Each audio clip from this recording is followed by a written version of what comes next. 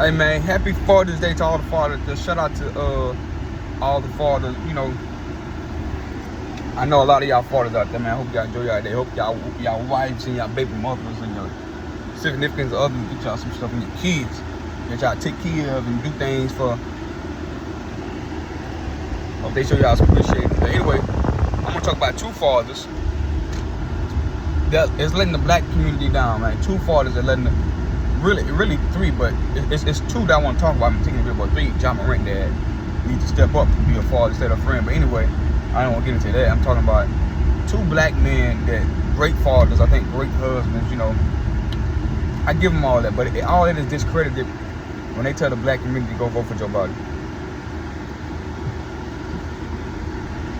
When they get on national television and they cape up for a guy that did so much detriment and hurt to the black community and Joe Biden and the Democratic Party, two men that we look up to, that great icon, the biggest dudes in basketball, probably the biggest global sports figures and stuff, you know, Messi and Ronaldo, and the basketball sense of the world, Lebron James and Steph Curry. They get up on that stage every 4 years and tell you go vote Democrat, go Hillary Clinton. They did not go to a White House when Donald Trump was the president. When Donald Trump in place, just check this out, y'all.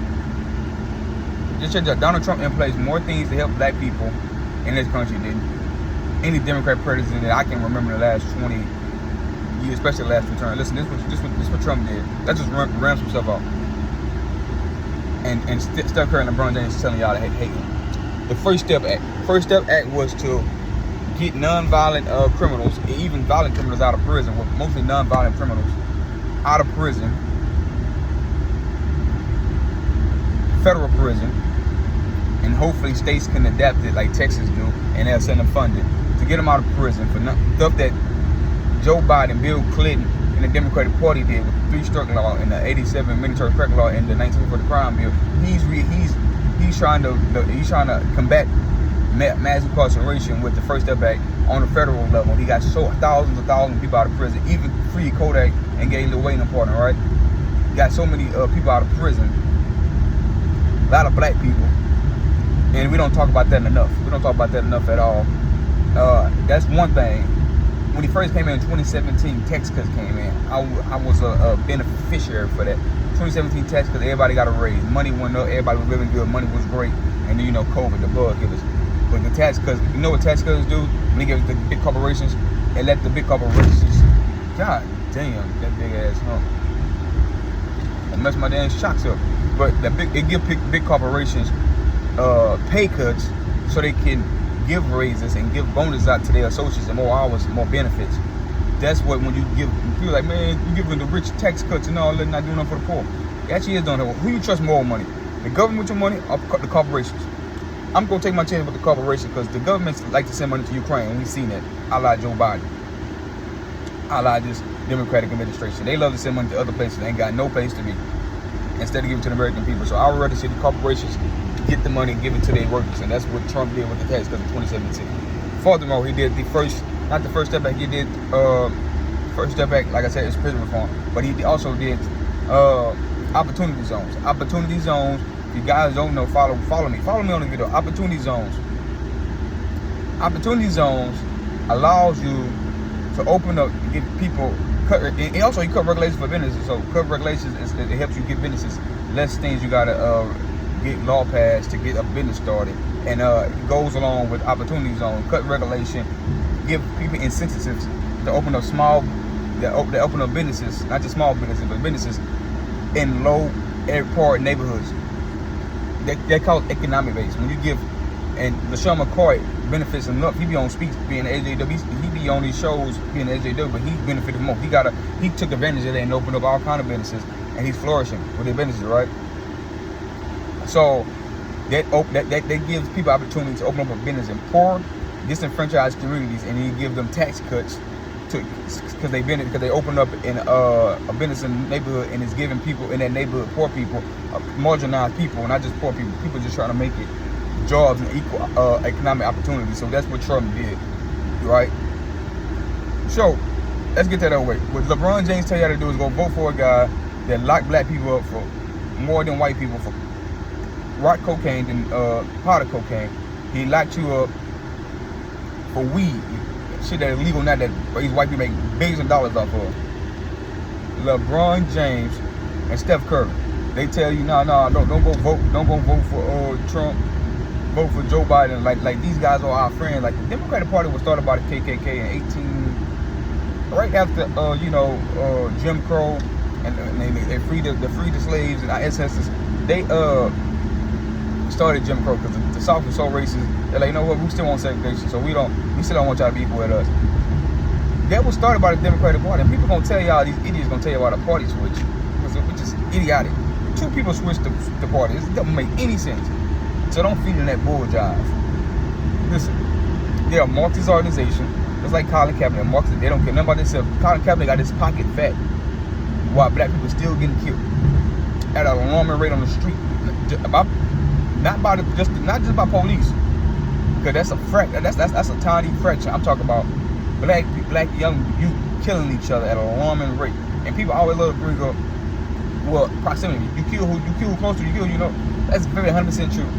But ain't no white people killing people at the rate that we killing people at. And listen, y'all, we're 13% of the population. They 66% of the population. We have more homicides than them, 2 times more homicides than white people, and they five times the population that we are, and we got way more homicides. That's the issue, not proximity. About how much killing is, the rate, not proximity. That's not the issue. Well, black people, white people kill white people, Mexican kill Mexican people, black people kill black. You kill who you know, you kill who you close by. That is not the argument on black crime. It's how high the rate is, and we 13% of the population. We kill more than white people at an alarming rate. That's the issue. Nothing has been done about that. Steph Curry, LeBron James don't speak about it. The president don't speak about it. The Democratic Party don't speak about it. They talk about white police officers killing unarmed men. And you look at the stats. If you look at the stats, let's keep it 100. Let's be honest. White people get killed by the police more than black people do. It's just, you always gonna have that ugly scar in this country because America was racist. They had slavery, so you can always pull that black versus white when you see a white person doing something bad to a black person. There always gonna be that ugly scar there. It's like you're in a relationship, if you go out and cheat on your wife and you say I'm being faithful, but she take you back and you go flirt with a woman, she's always gonna think, oh yeah, he cheated because that shit happened in the past. I was gonna bring that up in this country. We got to get away from that, heal that scar. We ain't never hit it. We keep on picking at it. And these race hustlers want to be alive because they ain't gonna have no job, they ain't gonna have no money opportunity. The great Booker T. Washington said, you got to keep the patient sick if you want to. So they want to make money. So they keeping the patient sick with this fake racism. Anyway, white people is more, and people say, well, white people, they should kill more white people. Police kill more people in this, way more white people in this country. Well, you can't use that argument about white people, black people getting. You can't use the other argument about white people should die at a large rate when they don't, because the argument don't fit your narrative, because black people get killed more by other black people than white people kill other white people. So, and there's way more white people, but the white people get hit by it. So it's not an epidemic like black people, but then people say, well, there's more white people in this country, right? So they should get killed. So even they want to use that crazy, they want to use that. Police don't interact with all white people, all black people, all Mexican people. They interact with criminal bases. 2% of black people, 13%, 7% women don't even commit crime like that. And some in jail, and some of us are great, intelligent, smart, do things right, black people, abiding citizens. It's 1% black males commit 50% of violent crime in this country. So they interact with more black people than they would interact with white people. You follow me? They don't interact with every American. They interact with criminals on a regular. So more black people are committing crimes because the impoverished, the poverty, the drug infested, all these things accumulates to crime, and that's what black people, police interact with. So on that token, and it's still more white people get killed by the police because they don't interact with it. That many white people, I don't believe. So now you got some bad apples in the bunch. All racist police officers. There should be no racist police officer on the force. You got that much power in a badge. You got a gun on your hip legally to kill somebody. You should not be racist at all. You should thorough background check. You should be a whole lot of things. But the bar been raised so low. Been raised so low because we don't have a lot of people on that job. Look how they treat me. They don't get paid enough. Police get killed too. You ever walk through the police station and see all them damn police pictures on the wall? They died. You know what I'm saying? So it is what that is. So anyway, tell me what y'all think. Y'all like, subscribe, share this video, comment this video. Yeah, walk into your police station when you file a complaint. Somebody robbed you, somebody break your house, somebody assault you or whatever. You go, y'all go run to the police, like you say. The police kind of stupid shit there. We need more police, good police. We need somebody that's going to police the police. Because when you see the police running red, like, he's telling you, who the hell, you got looking like who policing them? They do what they want to do. So that's what we need to work on, more accurate and good policing. Somebody needs to be out there actively policing the police, because they can do what they want to do. I agree with that, I agree. But not the fun of taking it away. But go to your police station and see how many been dying in the last year, 2 years, or months that been trying to protect you and got killed by violent people of all races. You know what I'm saying? It's bad apples in all professions. But you know what I'm saying? I agree with people that can't be no bad apples, but you can't. How you can determine who gonna be turned bad? They can lie their ass off, have a great thorough check, and you can't tell what's in people's heart. So he can be a racist cop out there wanting to take down black people. It can be a racist guy that own a business that don't want to hire black people, or don't want to, vice versa, want to hire white people, don't want to kill somebody white. Like you see in the news story, these black dudes going around killing white people on the news. Check it out. You know what I'm saying? We got to get that hate out of our heart and stop dividing this country. The most divisive president in this country, and LeBron James and Steph Curry feeding us that shit, and they know that's not true. If they know they're not true, then they ignorant to it. Then shame on them if they ignorant to it. They're too incompetent. Then they incompetent. But if they know what's going on and how the black community has been affected and hurted by these Democratic leaders and this, the liberal white person that do some disgusting and bad things, want to sexualize children, do all these things to black people, don't care about black people well, man. We've been debating voting them from 50, 75 years, ain't nothing changing. More food stamps and more benefits for no father, take the father out of the house. They did all this stuff, take the father out of the house, give you more benefits. You can't even, when they go do the inspection, when you get housed, they gonna say no man can't be there.